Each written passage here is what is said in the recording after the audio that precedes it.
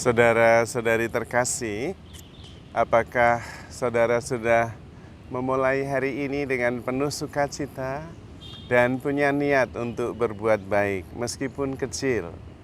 Semoga Tuhan memberkati niat baik saudara. Banyak di antara kita yang hidupnya itu bahagia, gembira ketika bertemu dengan orang-orang baik dan mengalami peristiwa yang baik. Tetapi kalau bertemu orang yang menjengkelkan, kita jadi tidak bahagia, kita jadi susah, bahkan kita jadi menderita. Juga kalau mengalami situasi yang menantang, membuat kita sulit, kita kemudian menderita, tidak bisa bersyukur.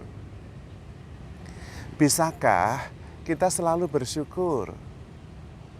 Mau ketemu orang baik ya bersyukur, ketemu orang yang tidak baik juga bersyukur, mengalami peristiwa yang baik ya bersyukur, mengalami peristiwa yang tidak baik juga bersyukur.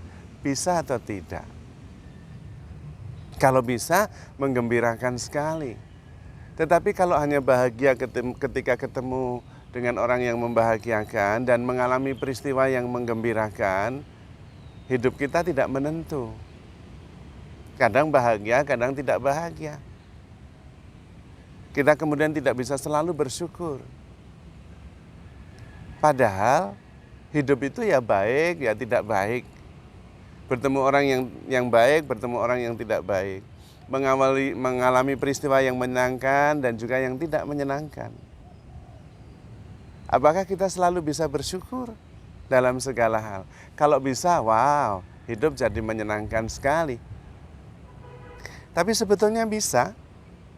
Kalau ketemu orang baik kita bersyukur karena kita mengalami kegembiraan, merasakan sukacita. Tapi kalau ketemu dengan orang yang tidak baik bagaimana? Kita juga bisa bersyukur karena kemudian kita bisa mengenali diri kita sendiri. Menjadi lebih sabar dan kita bisa menunjukkan bahwa kita mencintainya. Bahkan cinta kita lebih kuat, mengalahkan perasaan yang tidak enak. Kalau tidak bertemu dengan orang yang menyebalkan, bagaimana kita bisa tahu bahwa kita mempunyai cinta yang kuat, yang besar? Nggak teruji. Nah, kalau hanya mencintai orang yang baik, ya semua orang bisa. Dan kita belum baik, karena belum teruji. Cinta kita belum sungguh-sungguh kuat.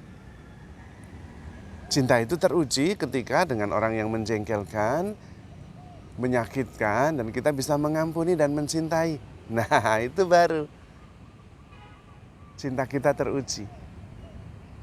Maka kita juga harus bersyukur dengan orang lain yang menjengkelkan, yang menyebalkan.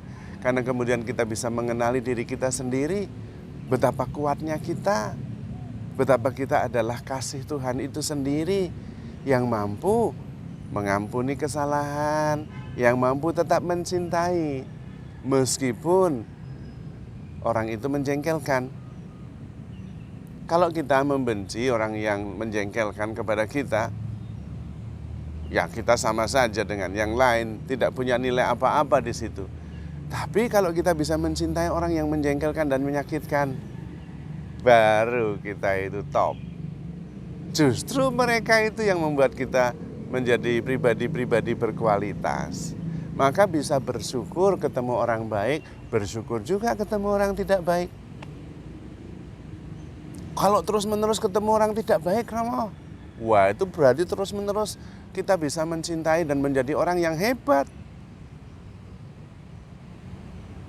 Nah, karena itu kemudian hidup itu penuh syukur.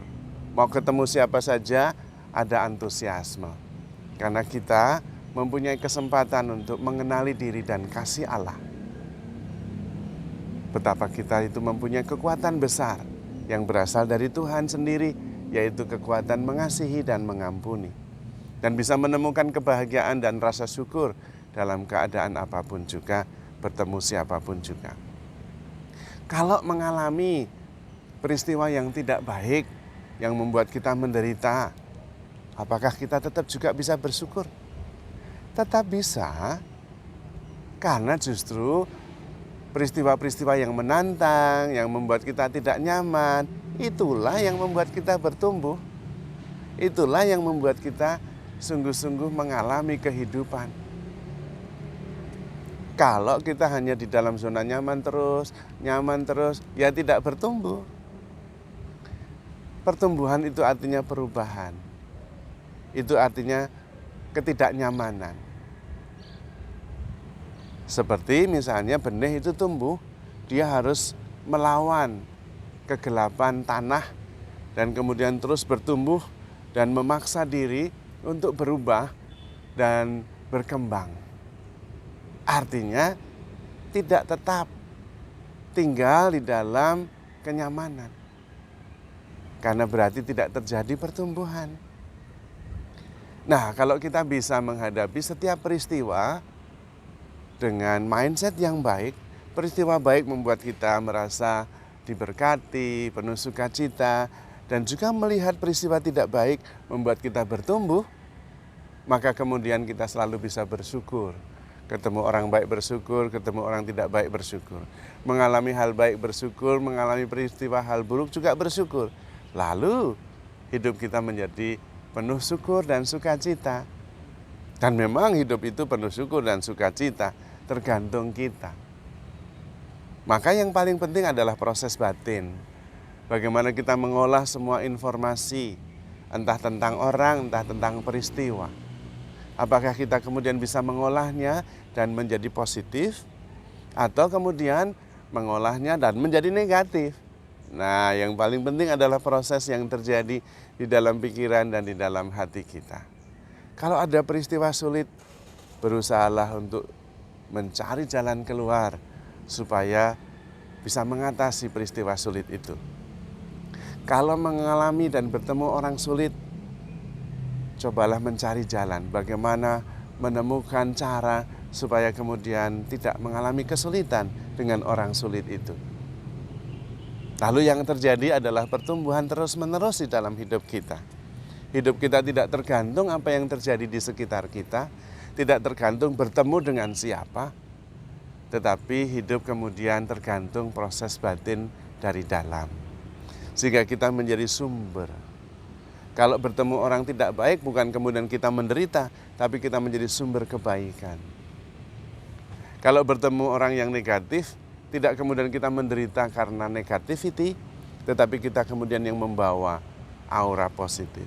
Kita yang menjadi sumber, kita yang mengubah dunia dengan menjalani kehidupan secara penuh, utuh, dan penuh syukur. Terutama ketika kita sadar bahwa hidup ini menakjubkan, hidup ini anugerah, dan selalu ada yang bisa kita pelajari dari setiap peristiwa yang terjadi. Terutama karena Tuhan selalu membimbing kita, dan Tuhan selalu ada bersama kita, mengasihi kita, dan terus menyediakan yang baik, yang penuh berkat untuk kehidupan kita. Maka saudara-saudari terkasih, stay positif, selalu fokus pada solusi, dan handle yourself with care because you are loved. Tuhan memberkati.